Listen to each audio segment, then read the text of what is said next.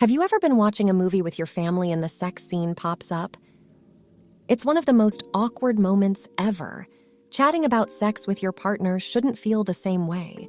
It's important to know how to communicate about sex because it can make or break a relationship. Of course, consent is the first and most important step to healthy communication when it comes to sex. You might be wondering, how do I talk to a partner about uncomfortable topics? Don't worry, Psych 2 goers, we've got you. Let's talk about some tips from experts on how to communicate with your partner about sex. The compliment sandwich. Remember that scene in Family Guy where Brian is working for Stewie and goes in for his review? Stewie uses the compliment sandwich to give him feedback.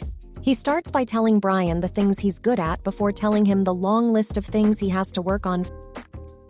Family and marriage therapist Dr. Juliana Morris recommends using the compliment sandwich technique if you want to change something or try something new in your sex life. This means you start and end with a compliment, but put areas of improvement in the middle. Compliments are like the slices of bread, and the things we want to improve or change are the yummy stuff in between.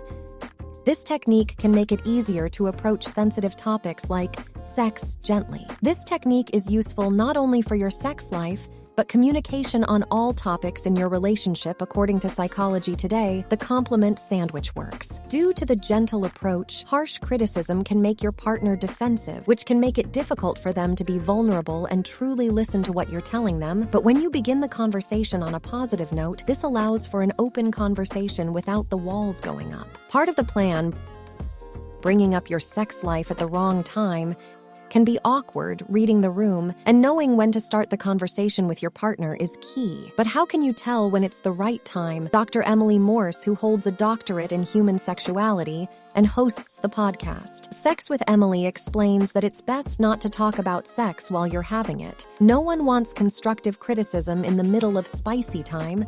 If there's something you'd like to talk about with your partner, it's best to choose a neutral time and location to start the conversation with them. It could be you when you're chilling on the couch together, or after watching a show.